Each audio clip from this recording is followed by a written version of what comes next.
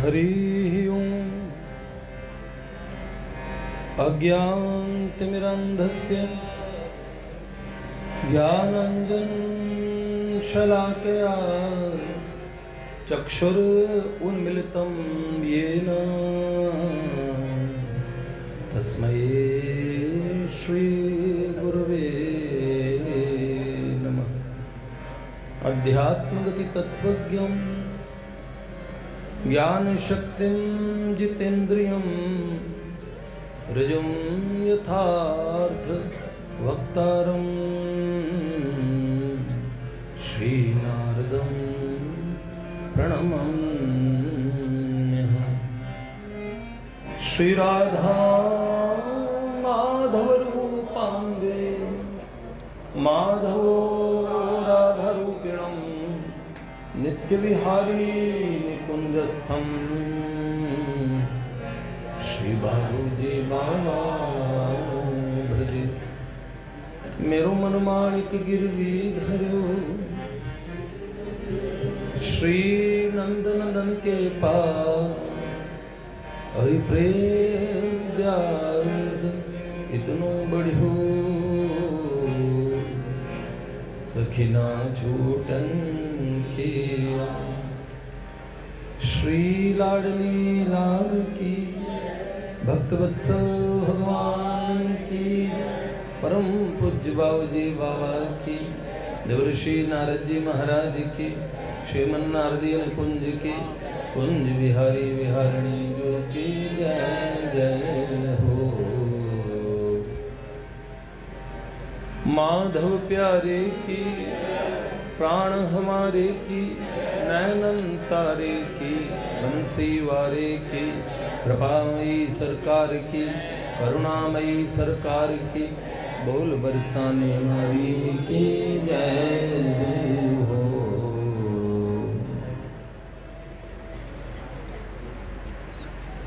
कैसे हैं आप सब लोग? ठीक हैं?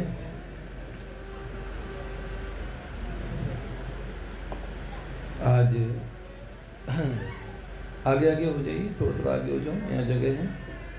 पीछे कई भैया लोग आए हैं, कई नई उपस्थितियां हैं। साथ रहे जन्नत से क्या दोजख से क्या, तेरी याद में कांटे बिछुर रहे, फूलों से क्या गुलशन से क्या, कतरा कतरा है सब तेरा, हर सांस अमानत है तेरी, फिर तू ही बता ए जाने वफा, हम पेश करें नजराना क्या। राधे राधे राधे राधे राधे गोविंदा। वाह मेरे कलाकार। राधे गोविंदा राधे गोविंदा।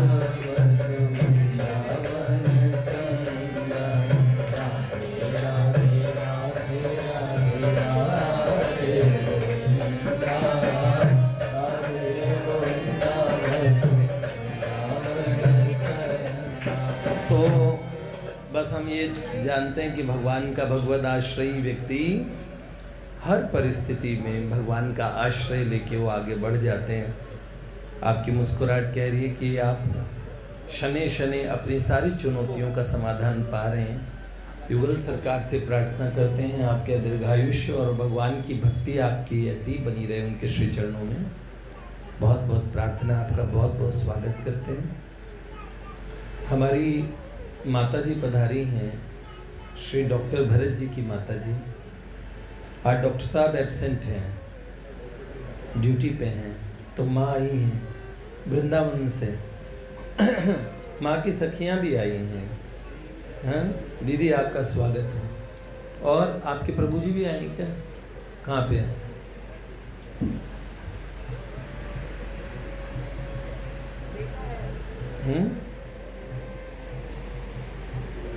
प्रभु जी आपका स्वागत है, बहुत बहुत स्वागत है।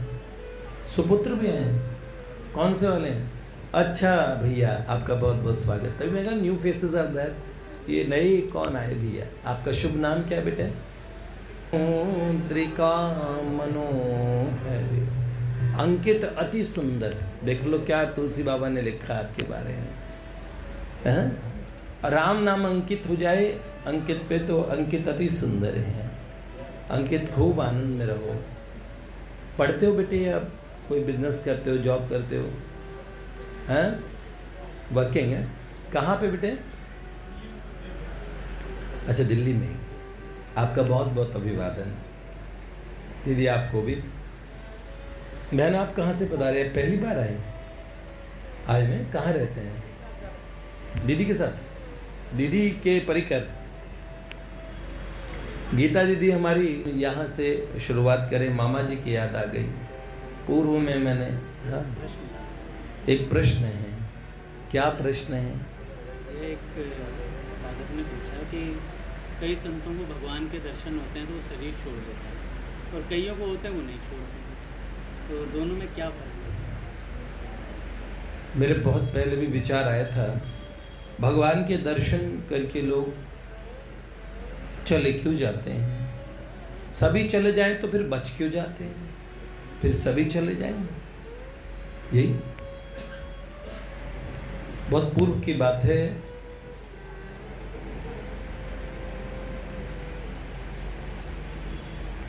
मुझे इतनी पुरानी स्मृति याद है।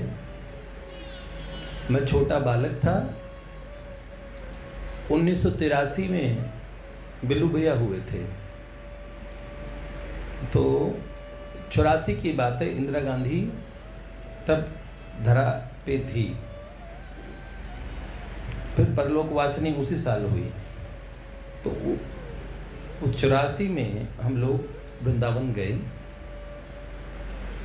और वहाँ निधिवन में जो पंडा जी बोल रहे थे, वो मेरे मन में वो कल्पना वैसे की वैसी बन गई। तो वो ये कह रहे थे कि यहाँ राधा कृष्ण भगवान आते हैं रोज रात को, और जो देख ले उसकी आंखें फूट जाती हैं और या मर जाता है या बावला हो जाता है। तो या तो आंखें फूट गई या बावला हो गया या मर गया। अब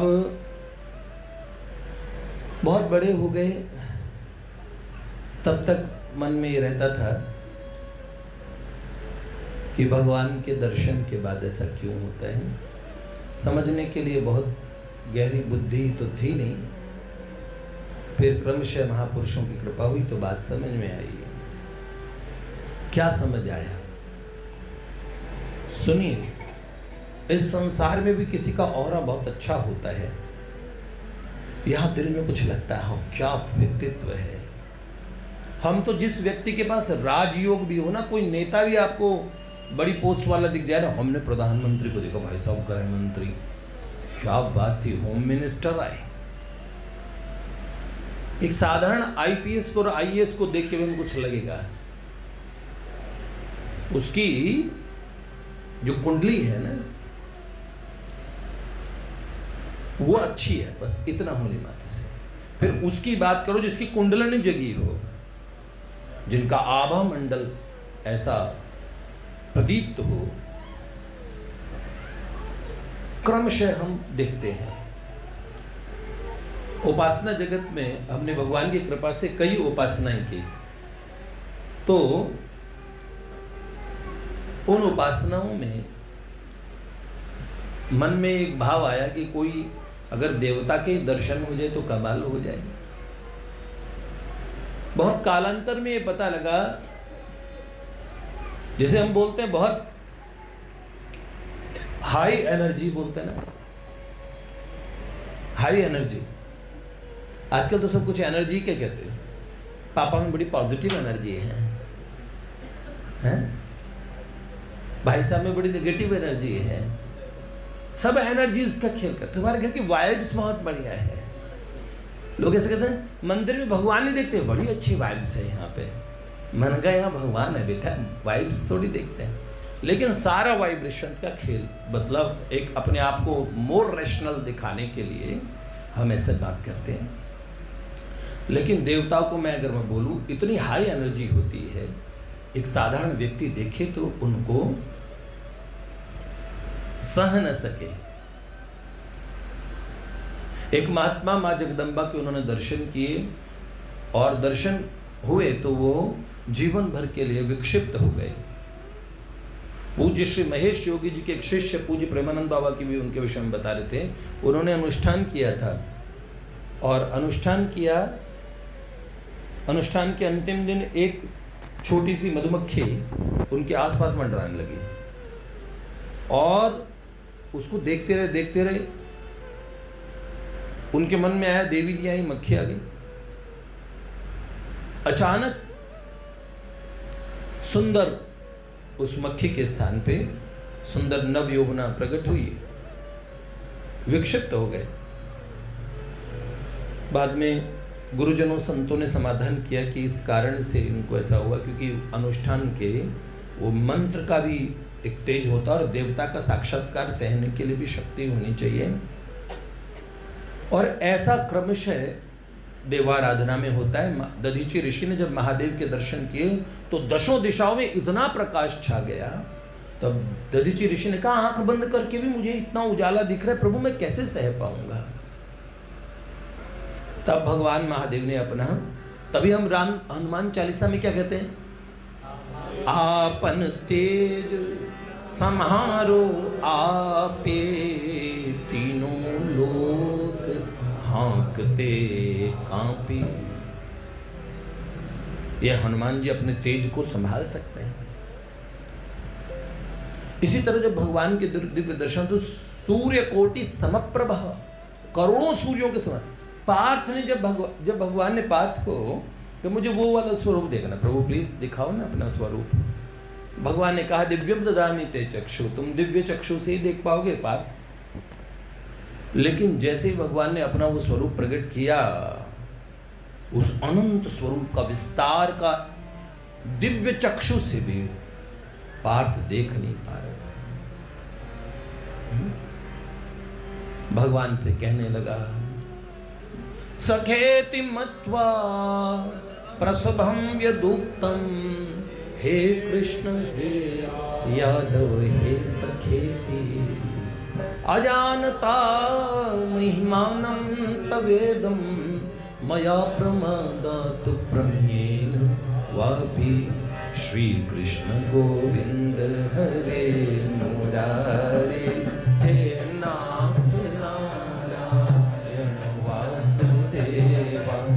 श्री कृष्ण गोविंद हरे मुरारे, हे नाथ नारायण वासुदेवा। हाय हाय सखेति, मैं तो अपना मित्र मानता था। हे कृष्ण हे यादव हे सखेति, यच्चावहा सार्थम सत्कृतोऽसि विहार शय्यासन भोजनेषु, एकोऽथवा अच्युत समक्षम तत्क्षामये त्वामहं प्रमेयम्। पितासि लोकस्य चराचरस्य त्वमस्य पूज्यश्च गुरुर्गरीयान्, न त्वस्समस्त्यभ्यधिकः कुतोऽन्यो लोकत्रयेऽप्यप्रतिम प्रभावः। तस्मात् प्रणम्य प्रणिधायकायं प्रसादये त्वामहमीश मिड्यं, पितेव पुत्रस्य सखेव सख्यु, प्रियः प्रियायार्हसि देव सोढुम्। हे नाथ प्रसन्न हो जाओ। बार बार प्रणाम करने लगा। पार्थ कहीं नहीं डरता था ठाकुर जी से, टांग रख के सो जाता था उन पे। भगवान ने बोला, ओए जानता ना भगवान, पता है सो जाओ। एक दिन ठाकुर जी ने कहा, यार वरदान मांग ले मुझसे, तो चिंता नहीं है, पैर पसार के सोए जा रहे हैं। तो उन्होंने कहा, क्यों, मैं तो सोऊंगा, मैं क्यों जागूं, क्योंकि आप जाग रहे हो ना। Perfect planner. व्यास जी कहते हैं, व्यासदास जी, हरे राम व्यास जी, काहू के बल भजन को, अरे काहू के आचार, व्यास भरोसे कुंवरी के, सोवत पाँव पसार। हम तो कुमारी कुंवरी राधा रानी के भरोसे पाँव पसार के सोते हैं। आप समझिए इस बात को। वो पार्थ जो भगवान शिव से धूम पे धूम भिड़ गए, मतलब भगवान महादेव से कौन लड़ सकता है? भगवान किरात बन के आए तो क्या लड़े हैं पार्थ, डरे नहीं महाकाल से। लेकिन वो ठाकुर जी से डर गए। फिर कहते वो वाला सुंदर सौम्य रूप वही दिखाओ, वही वाला तेने वो रूपेण चतुर्भुजेन। भगवान से प्रार्थना करते हैं ना दोबारा। तो भगवान अपना सारे आवरण हटा के, ना हम समा प्रकाश है, हाँ?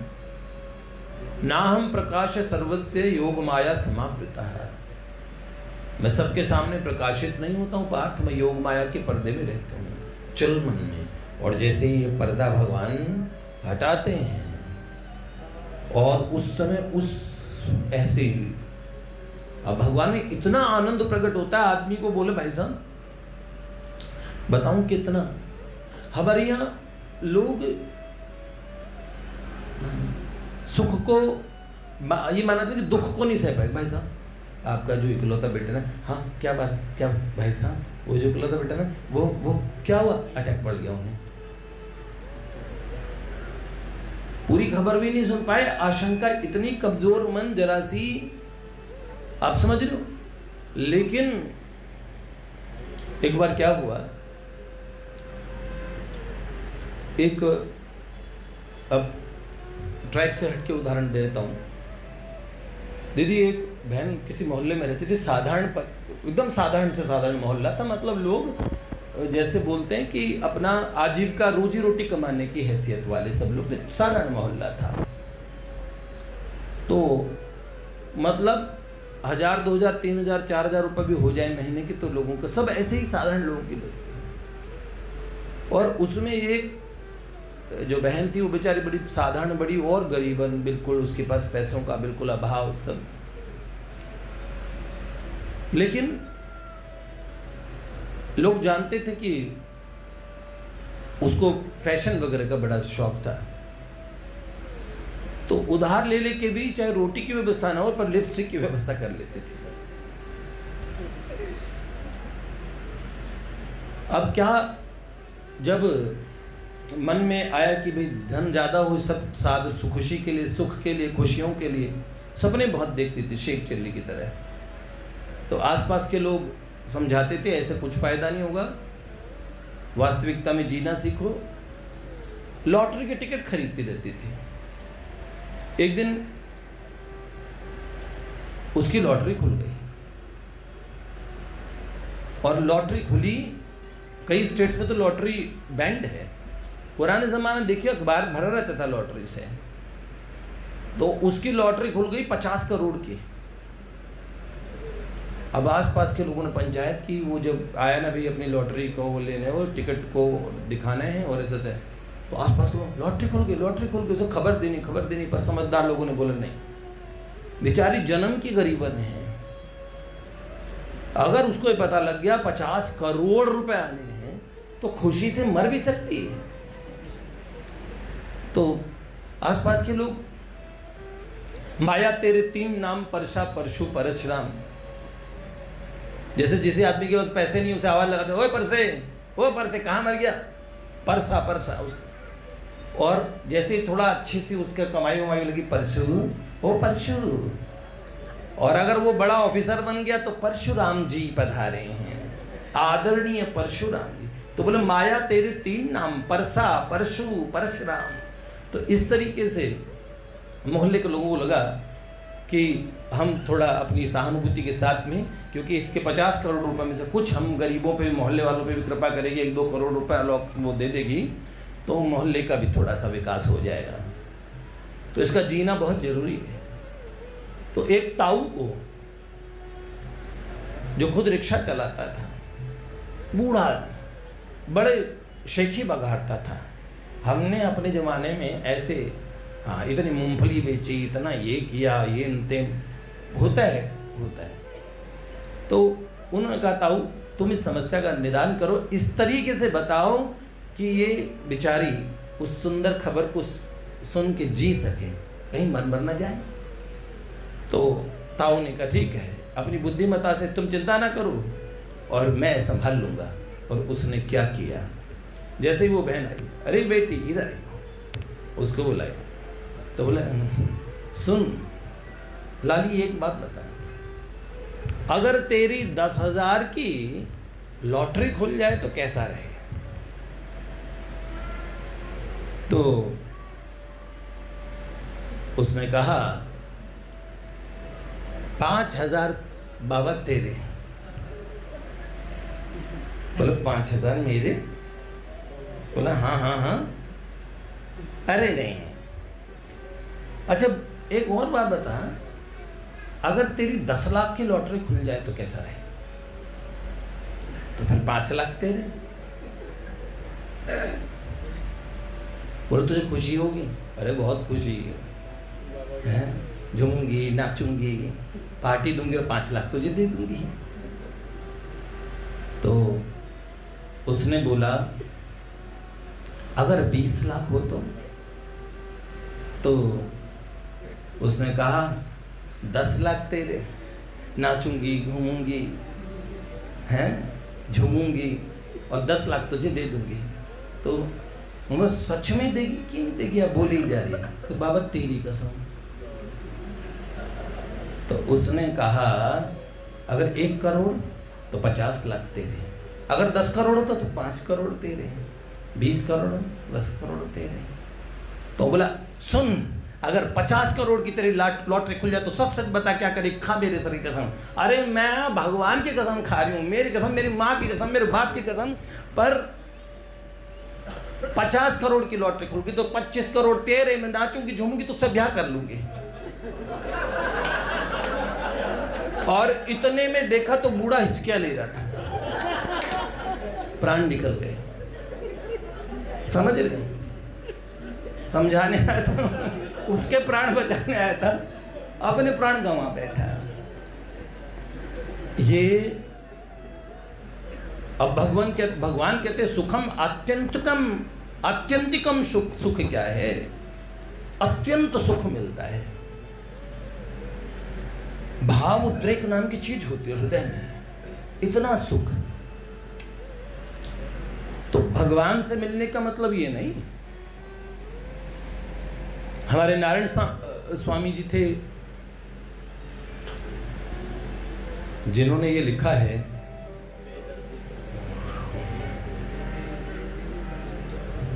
बेदर्दी तो है दर्द न आवे, बेदर्दी तो है दर्द न आवे, बेदर्दी तो है दर्द न आवे, बेदर्दी तो है दर्द न आवे, बेदर्दी तो है दर्द न आवे, बेदर्दी तो है दर्द न आवे, बेदर्दी तो है दर्द न आवे, बेदर्दी तो है दर्द न आवे।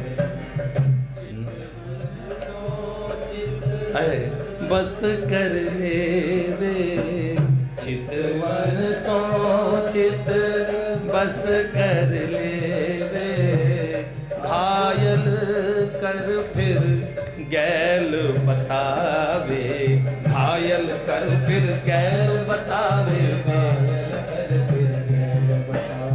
बेदर्दी तो है दर्द ना है, बेदर्दी तो है दर्द ना है।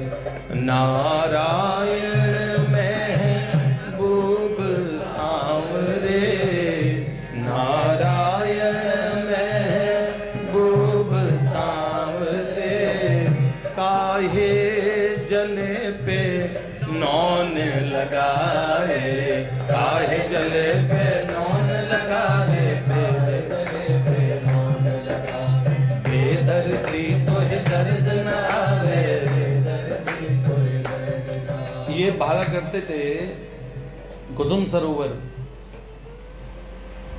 से राधा कुंड की तरफ, राधा कुंड से कुसुम सरोवर की तरफ। श्री कृष्ण कहते देखो मैं इधर हूं, दिन भर उस ऐसा दौड़ा करते थे। जब उन्हें भगवान के दर्शन में बड़े तो उनको किसी ने पूछा था भगवान के दर्शन होने पे क्या होता है? लोग मर क्यों जाते हैं, पागल क्यों जाते हैं? उन्होंने तो एक दोहे में उत्तर दे दिया। क्या? मृदु मुस्कान निहार के अरे धीर धरे गो कौन। मृदु मुस्कान निहार के अरे धीर धरे गो कौन के नारायण तंतजे के बोरा के मौन के नारायण तंतजे के बोरा के मौन। जब आएंगे सरकार तो मुस्कुराएंगे और मुस्कुराएंगे, कुछ बात बता के तुम हंसते बन जाती फूल हंसी प्रियतम पुष्पहास है। फिर क्या हुआ? जब आएंगे तो मुस्कुराएंगे, मुस्कुराएंगे तो क्या आप इतनी सुंदर मुस्कुराहट देख के, क्या बात है कि नारायण तन तजे। इस समय या तो प्राण छूट जाएंगे या पगला जाएंगे या फिर जीवन भर कुछ बोलेंगे नहीं, मौन हो जाएंगे। देखते क्यों नहीं? निषाद राजगुह ने भगवान को देखा, फिर स्थिति कैसी हो गई? जिन आँखिन सो तब रूप लख्यो उन आँखिन सो अब देखिए का। जिन आंखों से, मीरा जी कहती, ऐसे नहीं हम चाहन हारे जो आज तुम्हें कल और को चाहे। फेंक दे आंखें निकाल के दो जो दूसरे के संग निगाह मिलाए। चाहे लाख मिले तुमसे बढ़कर तुम ही को चाहे, तुम ही को सराहे। प्राण रहे जग में तो लो हमने को ना तो सदा ही निभाए। ये स्थिति होती है। बावरी वे अखियां जर जाए जो सामरो छाड़ निहारती गोरो। एक इंजीनियर लड़का, उसने अपने गुरुजी से सुना था बंगाल में, और फिर आके कहाँ छुप गया? एक दिन निधिवन में रात में छुप गया, सुना कि यहाँ रोज भगवान आते हैं, तो भगवान के दर्शन मैं भी करूंगा। और अगले दिन सुबह बेहोश मिला। उसका पत्र मथुरा के किसी म्यूजियम में रखा हुआ है, जो उसने आखिरी समय में लिखा। 20-21 दिन कोमा में रहा। उसके बाद में इशारे से एक लेटर मंगवाया, एक पत्र लिखने के लिए कागज, और एक पेपर पे लिखना शुरू किया कि मैंने, कोई विश्वास करे न करे, पर मैंने भगवान को इन नेत्रों से देखा। नित्य निकुंज विहारी जी और नित्य निकुंज विहारिणी और उनकी सखियां सहचरियां, और उस दिव्य वृंदावन के दर्शन किए। अपने गुरुदेव को धन्यवाद देने के लिए कि आप सत्य कहते थे, मेरी नास्तिकता झूठी थी, और मैंने उस रात्रि में भगवान के दर्शन किए। अब मैं इस संसार में और कुछ देखना नहीं चाहता, न जीना चाहता हूँ। और उसने हरि ओम तत्सत कह के प्राण त्याग दिए। तो उनका अंत समय का, हरि बाबा जी 3 दिन तक रहे निधिवन में। तो पहली रात में कुछ नहीं हुआ, दूसरी रात में कुछ नहीं हुआ, तीसरी रात में भगवान के नित्य रास विहार के दर्शन हुए। ठाकुर जी की मर्जी है। फिर प्रभु संभाल भी प्रभु ही देते हैं, लेकिन जीव को हम कहते हैं भजन क्यों करते हैं? भजन इसलिए किया जाता है कि हमारी हृदय की भूमि उस जो अथाह अपार अनंत रस आनंद हमें मिलने वाला है, उसको हम ग्रहण करने योग्य हो जाएं, उसको हम साम लें, थाम लें। अब छबील दास तांबुली जी हरिवंश चंद्र महाप्रभु जी जिद करते थे, वो तांबुल बनाते थे, ठाकुर जी राधा वल्लभ जी रोज पाते थे। तो जैसे ही उनका तांबुल वो बनाते थे हरिवंश चंद्र महाप्रभु, जब श्री हिताचार्य जी पवाते थे ठाकुर जी को, तो श्री राधा वल्लभ जी हंसने लगते थे, मुस्कुराने लगते थे। ठाकुर जी तो एक दिन उन्होंने कहा, छबीलदास तुम्हारे तांबुल पा के इतने प्रेम से बनाता था कि ठाकुर जी पाएंगे, राधा रानी पाएंगे। तो ठाकुर जी अत्यंत प्रसन्न हो जाते हैं, बोले जय जय, ऐसी कृपा करें कि एक दिन अपने हाथों से मैं उन्हें पवा सकूं। तो उन्होंने कहा, भैया सह नहीं पाओगे। तो उन्होंने बोला, आप कृपा करेंगे तो सह भी लेंगे। अब वो जिद करते महाप्रभु जी से। एक दिन महाप्रभु जी ने कमर पे हाथ ठोका, जा जब तुझे इतना ही चाहा पवा देना उनको। और जब श्री ठाकुर जी के दर्शन करने के लिए पहुंचे तो उसी समय दिव्य कुंज निकुंज प्रकट हो गए। उनमें दिव्याति दिव्य चिन्मय वृक्षों को सबको देखा। छबीलदास तो हक्के बक्के रह गए और देखा एक वृक्ष के सहारे और टेका लेके श्याम सुंदर खड़े। और अचानक प्राण धन जीवन धन श्री ठाकुर जी ने कहा, छबीलदास मेरे पास तो आओ। तो जब ने नीड़े बुलाया, अपने पास बुलाया और कहा, क्यों तांबुल नहीं पवाओगे? जैसे तांबुल पवाया, हंसे, आधा तांबुल खा लिया और आधा छबीलदास के मुख में दे दिया। और जैसे ही छबीलदास को तांबुल दिया, ठाकुर जी की वो छवि देख के एकदम हृदय गति रुक गई, वहीं प्राण त्याग दिए। और जी सकते थे। अभी हमारे पास जो संत आते थे, श्री रामानंद दास जी, उन्होंने बोला, भैया जिस दिन मुझे दर्शन होंगे ना, मैं आपको सबसे पहले बताऊंगा। बहुत प्रेम करते थे, कह रहे मेरे को आप जो रूप वर्णन करते हो इतना सुंदर लगता है, आपकी रचनाओं को मैं बार बार सुनता हूँ भैया।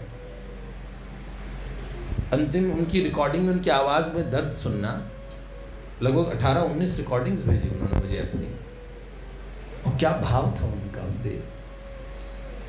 तो बस ये घटना हुई, यहाँ से गए, कथा कर रहे थे और कथा के चौथे दिन, पहले दिन, और अचानक कथा करते हुए व्यासपीठ पे बैठे हुए भगवान के दर्शन हो गए। तो कथा ही अधूरी रह गई, रोते रह गए, बहुत रोए। फिर आने के बाद भी रोते रहे। जिस परिवार ने कथा कराई थी उनकी वृद्धा माँ को माँ ही बोलते थे, वो माँ भी उनमें बड़ा वात्सल्य रखती थी। उन्हें बताया कि माँ मैंने आज भगवान के दर्शन मुझे हो गए, और उनका भाव था मुझे, मैं शीघ्र यहाँ से जाऊँगा, भैया जी को बताऊँगा। चौथे दिन ही, मतलब 3-4 दिन उस दर्शन का आनंद, 3-4 दिन भी नहीं सह पाए। उसके बाद में 2 दिन बीते, चौथे दिन स्नान करने गए कथा से पहले, और नल चलती रही। उस समय हमारी ये रचना सुन रहे थे, क्या, खड़ी कदम की छाम कालिंदी, तट पे उड़ी के नाम, सखियों संग लली राधा, दैया रे दैया ये तो लागे कन्हैया, हैया रे हैया कहे चला रहा नैया। ये सुन रहे थे। ये देखो, तो श्री मोहता जी पिताजी कह रहे थे, अगर वो दर्शन का ज़्यादा जिद आग्रह नहीं करते तो थोड़े दिन और रहते हम लोगों के बीच में। लेकिन ये बहुत सुंदर बात है, भगवत दर्शन अपने आप को तैयार करने के लिए, पहले अपने आप को तैयार करना है कि, है ना, फिर ऐसी स्थिति होती है। अधिकांश प्रेमियों की स्थिति ऐसी होती है, पर बहुत सारे लोग रह भी जाते हैं। आचार्य कृपा होती है और भगवान को अपना कोई कार्य करवाना होता है, तो हमारे यहाँ संत रसिक कहते हैं ना, अरे इस चक्कर में मत पड़ो, उधर मत जाओ। मायात पंथा पति भीम रथ्या, दिगंबरो कोपि तमाल नील, विन्यस्त हस्तो अपि नितंब बिंबे, धूतस समाकर्षति वित्त चित्तम। ओ भाई उस रास्ते में मत जाना, उधर बड़ा खूबसूरत लड़का खड़ा है, बड़ा सुंदर है, और भाई साहब ने पहन पता नहीं कुछ रखा है कि रखा है, और ऐसे खड़े हैं, विन्यस्त हस्तो अपि नितंब बिंबे। वो धूत लोग हैं, जो महात्मा अवधूत, जो कहते किसी माया मोह में नहीं पड़ते, कोई उन्हें बड़ी बड़ी अप्सराएं अट्रैक्ट नहीं कर सकते। पर ये है ऐसे मुनि मन हरि जी, आप बसो मेरे मन में, श्री बांके बिहारी जी, आप बसो मेरे मन में। भैया बस इतनी चीज आप ध्यान रखो, रूप ऐसा है, ऐसा ही है। इतने सुंदर नंद शहजादे, के लगा देते आग पानी में, क्या बताऊं सखी क्या जादू सा। किनको बिठा दिया ये मंत्र पढ़ने के लिए? अगर उनके दर्शन मिले और प्राण चले जाए तो सरकार क्या चाहिए? विठल विपुल देव जी क्या करते हैं? दर्शन किए, प्राण छोड़ दिए। नहीं कछु कामना धन की, नहीं निर्वाण की इच्छा, नहीं निर्वाण की इच्छा, सखी श्यामा को दर्शन दया हो, श्याम श्यामा की अनुपम माधुरी जोड़ी, श्याम श्यामा। तो जो शीश तलीन पे धर न सके वो प्रेम गलीन में आई है क्यों? तो शीश कटाने के लिए यहाँ सर दे के होते हैं सौदे। आशिकी इतनी सस्ती नहीं है, इसलिए ये बात भी ठीक है। पर जब तक आपको कोई संसार में काम है, थोड़ा काम निपटा लीजिए, कोई बात नहीं, कीजिए कीजिए, अपने काम कीजिए, कर बंदगी भजन धीरे धीरे, ठीक है। श्री लाडली लाल की भक्तवत्सल भगवान